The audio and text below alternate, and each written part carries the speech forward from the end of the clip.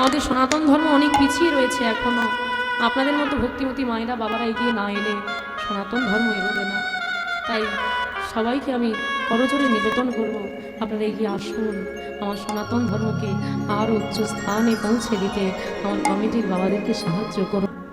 শোনো বাবু, আমি তোমার একটা কথা অস্বীকার করছি না। হ্যাঁ, তোমার অর্থ নিলে আমার গিরিধারীর বড় মন্দির হতো। সব ঘরে বড় গিরিধারীর মন্দির থাকলেও সব মন্দিরে তো আর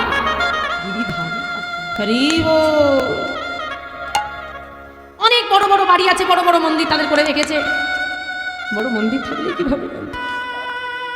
তাহলে তো দুর্যোধনের ঘরে ভগবান যেতে পারতো। বিদুরানীর ঘরে গিয়ে তো ওই দুর্যোধনের সোনার পাত্রে 56 ভোগ সাজিয়ে সে বসে আছে, কৃষ্ণ আসবে, নিমন্ত্রণ পত্র দিয়েছে, সব করেছে, কিছুর অভাব রাখেনি সে। এতটুকু ত্রুটি ছিল না দুর্যোধনের দেওয়া সেবায়, কিন্তু ছিল না ভক্তি, যেটা গোবিন্দ প্রধান চান। কিন্তু বিদুরানীর ঘরে কিচ্ছু ছিল না, শুধু ছিল ভক্তি। দুর্যোধনের ঘরে সবই ছিল, ছিল না শুধু একটা জিনিস, ভক্তি। বিদুরানীর ঘরে কিচ্ছু ছিল না, একটা জিনিস ছিল, সেটা হলো ভক্তি।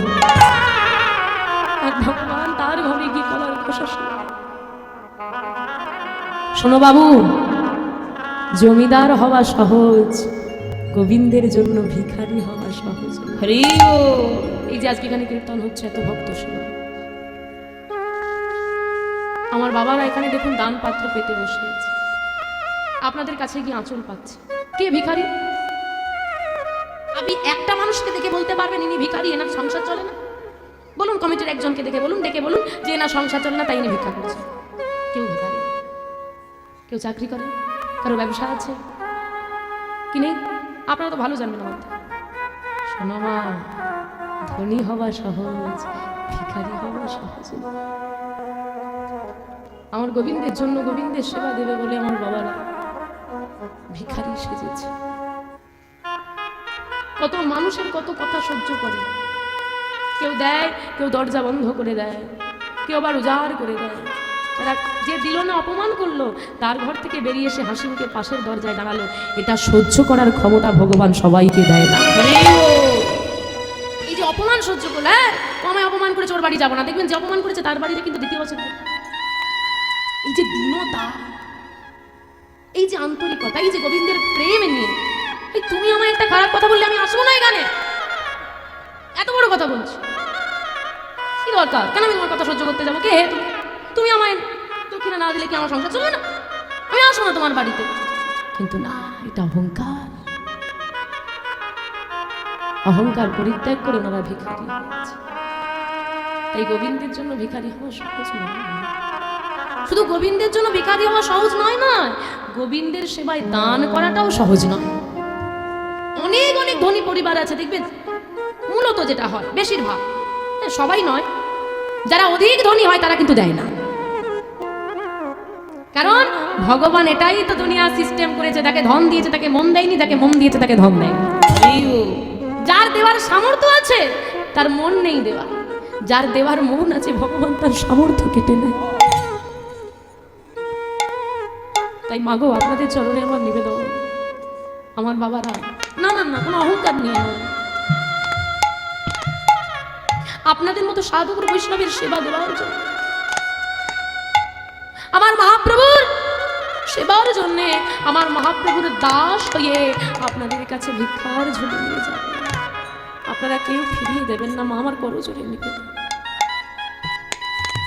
আপনারা সবাই দুহাত ভরে দান করবেন, যেন আমার বাবারা ঠিক এমন করে প্রতি বছর বৃন্দাবন তৈরি করে আরো বড় বড় কীর্তনীয়দের নিয়ে এসে আপনাদের কাছে হরিনাম প্রচার করতে পারে।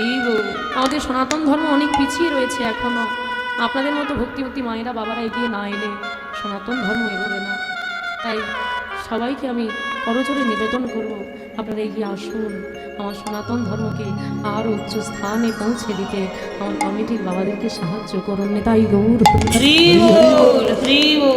তাই বাবা, আজকে সেই ভিখারি বলছে, বাবু তোমার অর্থ নিলে আমি জমিদার হব। আসতে বাবারা, আপনাদের কারো উঠে আসার প্রয়োজন নেই, আমার বাবারা কষ্ট করে আপনাদের সবার কাছে যাবে। আপনারা ওই জায়গায় বসে বসে যখন আপনার কাছে যাবে আপনি দেবেন, কথা বলবেন না কেউ।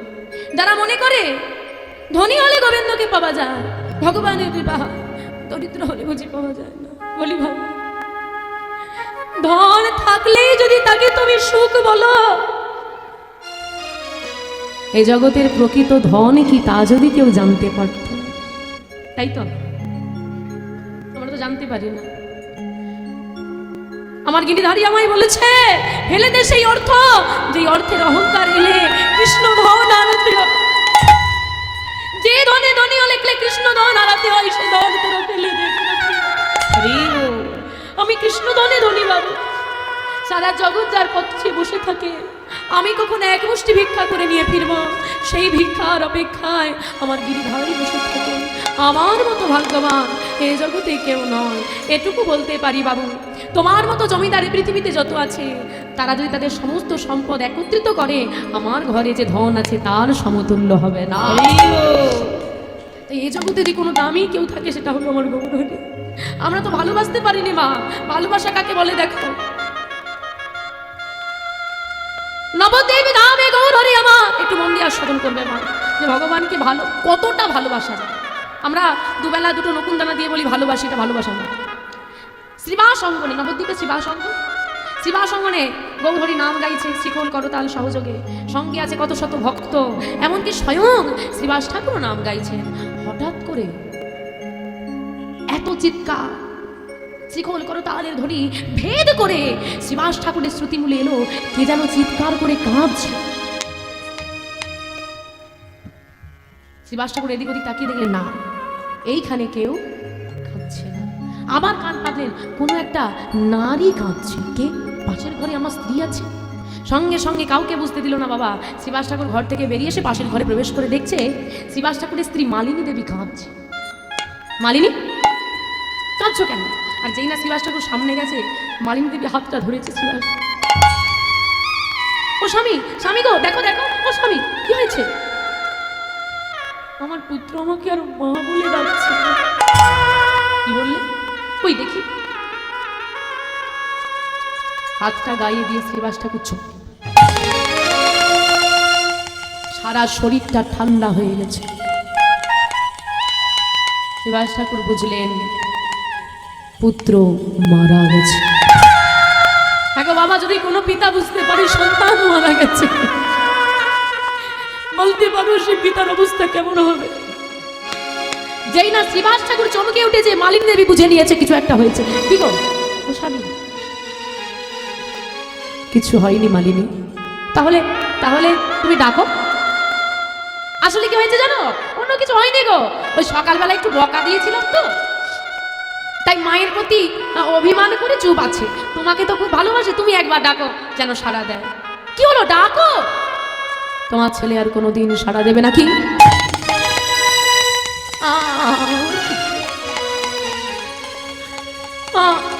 সাড়া দেবে না মানে? ও স্বামী, কি বলছো? কি একদম চুপ। আমি তোমার মুখ থেকে একটা শব্দ শুনতে চাই। ও মায়েরা, তোমরা একটু বলো তো, যদি কোনো মায়ের কোলে সন্তান মাথা দিয়ে শুয়ে থাকে, আর সে যদি মা বলে না ডাকে, আর কোনোদিন কোনো মা কি শান্ত থাকতে পারে? যাই না বলে যে তোমার পুত্র আর কোনোদিন ডাকবে না। পিতা আজকে মা তার সন্তানের মস্তকটা বুকে জড়িয়ে ধরে কেঁদে বলে, স্বামী গো, বলতে পারো